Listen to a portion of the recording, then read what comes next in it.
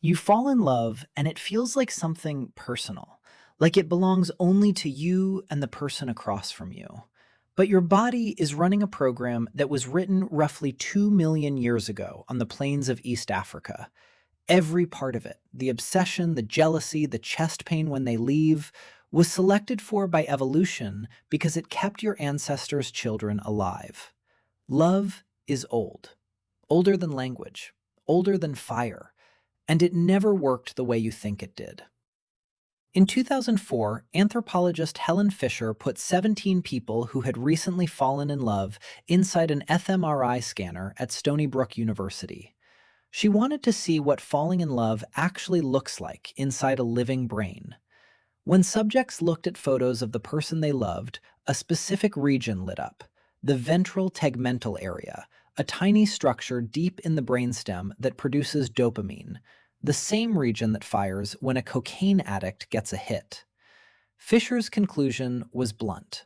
Romantic love is a drive, not an emotion. It sits in the brain next to hunger and thirst. Your ancestors did not experience love as a feeling.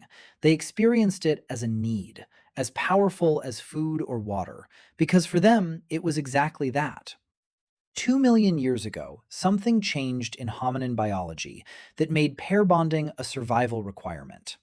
Human babies started being born helpless. A newborn wildebeest stands up within minutes. A human infant cannot hold its own head up for months. It takes roughly 13 years before a human child can feed itself reliably without adult help. No primate on Earth produces offspring that expensive to raise. The caloric cost alone is staggering. A lactating human mother needs roughly 500 extra calories per day for 2 years. In 2009, a team led by anthropologist Kristen Hawkes at the University of Utah calculated that among the Hadza of Tanzania, a mother foraging alone with a child under 3 could not gather enough calories to feed both of them. She needed a second provider, somebody who would bring food specifically for her and her offspring, consistently, over years. That is the evolutionary origin of the pair bond. And pair bonding changed the male body. In 2011, researchers at Northwestern University tested testosterone levels in 624 Filipino men over a 5-year period. Men who became fathers showed a sharp drop in testosterone, especially those who spent the most time in direct contact with their infants. The drop was not caused by aging. Single men of the same age showed no change at all.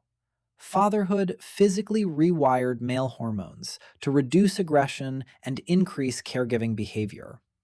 Evolution did not trust men to choose to stay. It changed their chemistry to make leaving feel wrong. But pair bonding was never the whole story.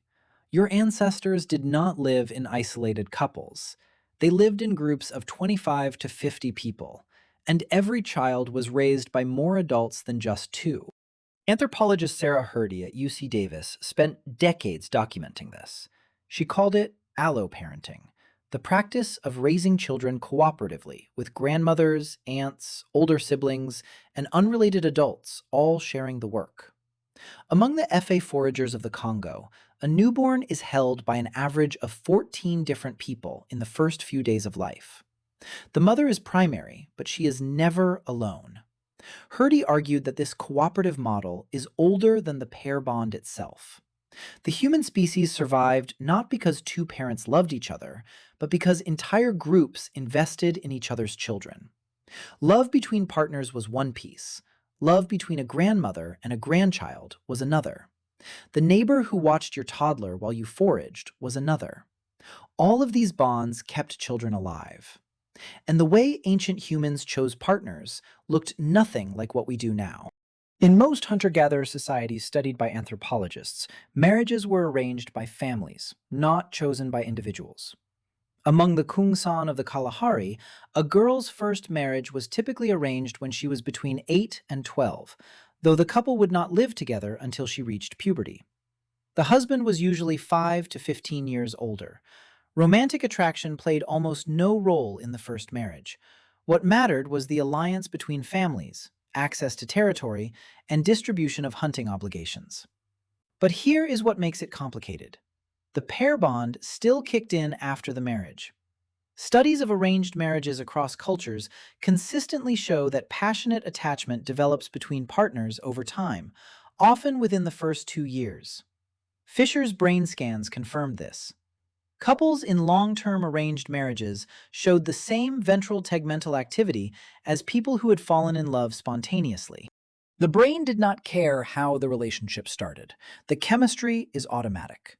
Put two people in sustained close proximity with mutual dependence and shared offspring, and the bonding system activates whether they chose each other or not.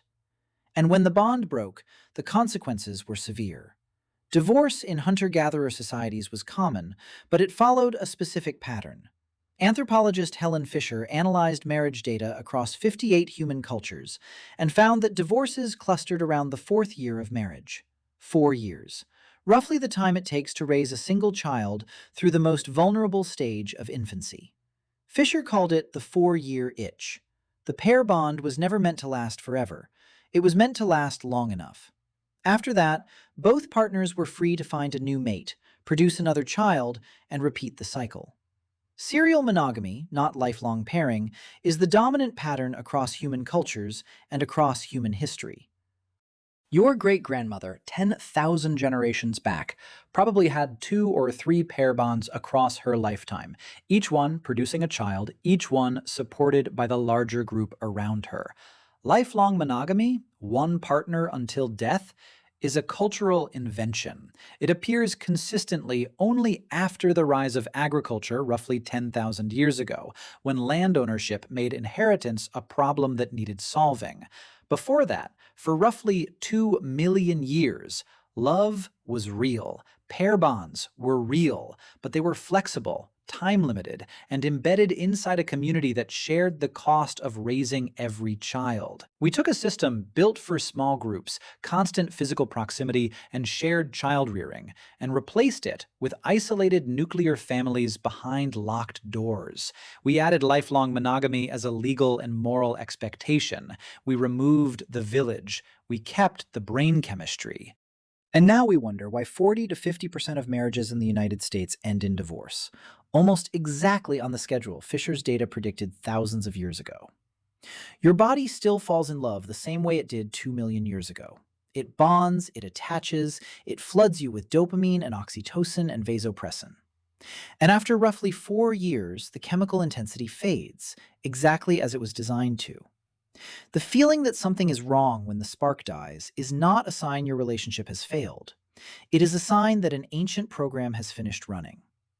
What you do after that is the part your ancestors never had to figure out. They had a village to catch them. You have a lease and a couples therapist. 2 million years of wiring, 200 years of rules that ignore it. Every broken heart you've ever had was a conversation between those two timelines.